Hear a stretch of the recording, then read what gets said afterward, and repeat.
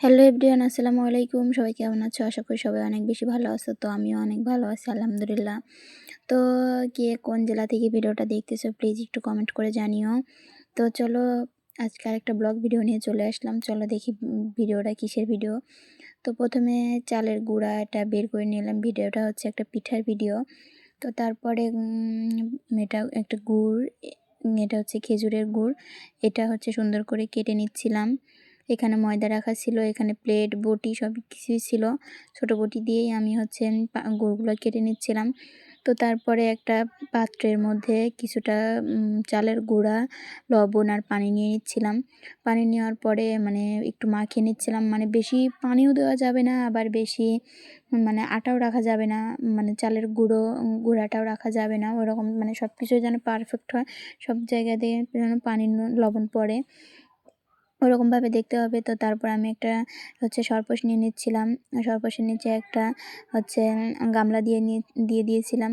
গামলাতে যাতে মানে যে গুঁড়াটা আমি চালবো সেটা জানি নিচে পড়ে, ফ্লোরে না পড়ে যায়, এই জন্য নিচে একটা গামলা দিয়ে দিয়েছিলাম। তো আমি ওরকমভাবে এক হাত দিয়ে ভিডিও করতে পারতেছিলাম না, আবার এই জন্য অফ ক্যামেরায় যেয়ে আমি করে নিয়েছিলাম। তো এটা দেখো জাস্ট ওয়াও ছিল, আমার কাছে তো খুব ভালো লাগতেছিল যে ভাপা পিঠা বানাইতে এমনও করতে হয় নাকি। পরে দেখতে দেখতে আমি অনেকটুকুই করে নিলাম। নিচে একটু গর্ত গর্ত হয়েছিল, মানে ওইটা ছিল হচ্ছে সর্পসের ছিল, এই জন্য হচ্ছে গর্ত গর্ত হয়েছিল। তো তারপরে আমি চারটা ছোট ছোট কিউট কিউট চারটা হচ্ছে ঢাকনি নিয়ে নিয়েছিলাম। তো এগুলো দেখতে কিন্তু মাশাআল্লাহ অনেক সুন্দর লাগতেছিলো। আসলে ছোট জিনিস দেখলেই অনেক ভালো লাগে। তো আমি প্রথমে বুঝতে পারিনি যে আমার মানে তোমরা শেষে একটু দেখো কেমন হয়েছে। আমি প্রথমে বুঝতে পারিনি যে এটা হচ্ছে চালের গুঁড়া দিয়ে একটু মানে ঢাকনির ভিতরে একটু নেড়ে নেড়ে নিতে হয়। তো আমি ওটা বুঝতে পারি নাই। আমি আগেই মানে যেটা আমি করে সরপোষ দিয়ে চালে রাখছি ওটাই দিয়ে দিছিলাম, এজন্য আমার পিঠাটা একটু ভুল হয়ে গেছিলো। তো তারপর গুড় দিয়ে দিলাম, আবার কিছু হচ্ছে ওই গুঁড়া দিয়ে দিলাম। গুঁড়া দেওয়ার পরে হাত দিয়ে চেপে চেপে চেপে চেপে দিচ্ছিলাম। দেওয়ার পরে তারপরে দেওয়া হয়ে গেছিলো। পরে আমি আর তেমন ভালোভাবে করতে পারতেছিলাম না, পরে অফ ক্যামেরায় যায় চারটা করে নিয়েছিলাম। তো এখন শুধু এগুলো চুলাতে দেওয়ার পালা। তো আমার আম্মু চুলাতে আগেই একটা হচ্ছে ছাঁচ, তারপরে একটা পাতিল, চারপাশে আটা দিয়ে দিয়েছিল।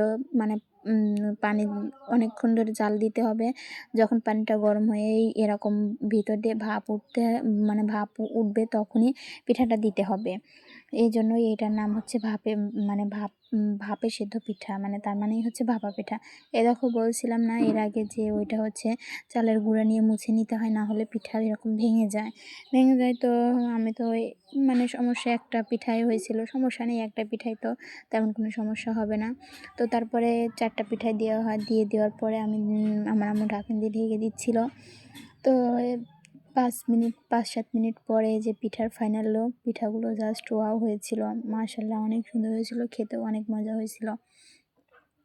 তো তো কে কোন জেলা থেকে ভিডিওটা দেখতেছো বা এই পিঠা কোন জেলায় কী নামে পরিচিত সবাই একটু বলো। আমি জানি কুমিল্লার জেলায় অনেক পিঠা, মানে বিভিন্ন রকমের পিঠা বিভিন্ন নামে পরিচিত। তো আমাদের এদিকে সবাই ভাপা পিঠাই বলে। তো ভিডিওটা আজকে এখানে শেষ করছি। আল্লাহ হাফেজ।